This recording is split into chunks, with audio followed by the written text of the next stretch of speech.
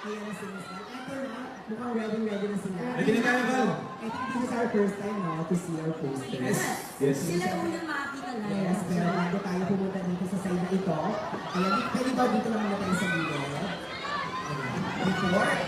Before we reveal our poster, again, nalaman mo sa lahat, tignan po muna natin ito.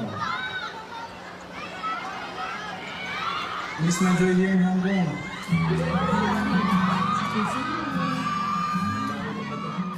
Excited na ako makarating sa picture na kasama ka. And we're now meeting that future happen. Time starts